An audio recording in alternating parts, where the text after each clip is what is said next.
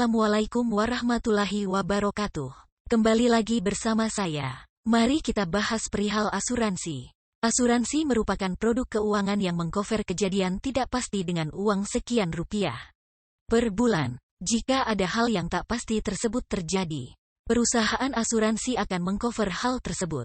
Sekilas, hal tersebut seolah menguntungkan. Namun, pada kenyataannya, perusahaan asuransi meraup lebih banyak uang dibanding uang keluar untuk menutup kecelakaan penggunanya. Oleh karena itu, mayoritas mengharamkan asuransi. Kosnya pasti, namun pengguna belum tentu mendapat manfaatnya.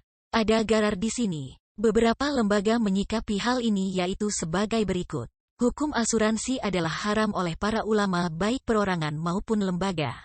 Pada tahun 1978, dalam Muktamar Al-Majma' Al-Fiqhi Al-Islami, Divisi Fikih Rabithah Alam Islami, di Mekah telah diputuskan bahwa asuransi dengan segala jenisnya adalah haram. Bunyi keputusannya, setelah melakukan kajian yang mendalam dan mendiskusikan, maka Majelis Al-Majma' memutuskan berdasarkan suara terbanyak bahwa asuransi konvensional dengan segala bentuknya, asuransi jiwa, asuransi niaga, dan lainnya adalah haram. Sedangkan pada tahun 1985 para ulama Islam sedunia yang berada di bawah OKI dalam konferensi kedua di Jeddah sepakat mengeluarkan keputusan nomor 9/2/1985 yang berbunyi, transaksi asuransi dengan premi tertentu yang diselenggarakan oleh perusahaan asuransi merupakan transaksi dengan tingkat garar spekulasi tinggi. Hal ini membuat hukum transaksi asuransi batal menurut syariat. Oleh karena itu, transaksi ini diharamkan Islam. Lebih lanjut lagi, pada tahun 2006 AAOFI juga menegaskan kembali haramnya asuransi dalam pasal 26 tentang Et-Tamim Al-Islami, ayat 2, yang berbunyi, hukum asuransi konvensional menurut syariat adalah haram. Apa dalil yang mendasari keharaman asuransi? Berikut bahasannya.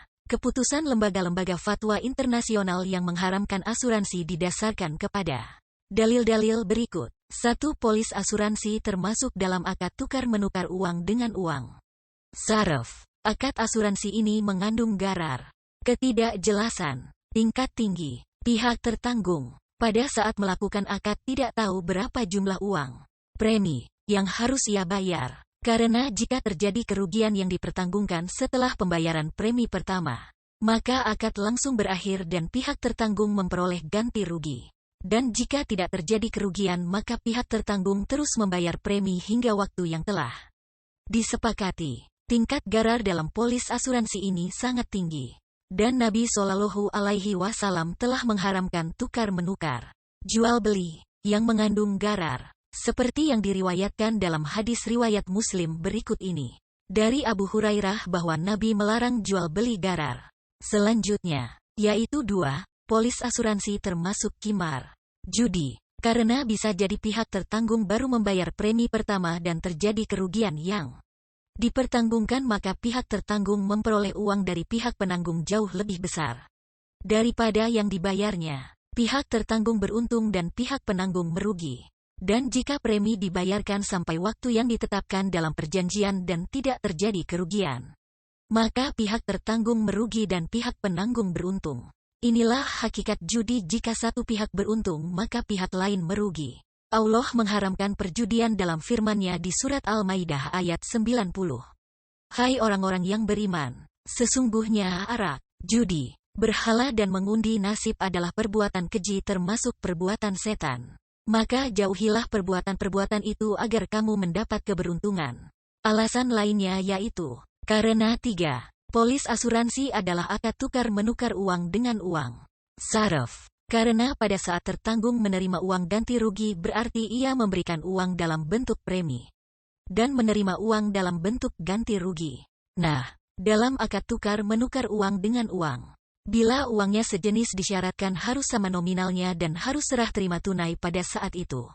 Juga, jika tidak terpenuhi salah satu persyaratan tersebut maka akad tukar-menukar uang dengan uang ini termasuk riba buy. Sedangkan jika ada perbedaan nominal premi yang dibayar dan ganti rugi yang diterima, maka ini dinamakan riba fadl dan nasiyah.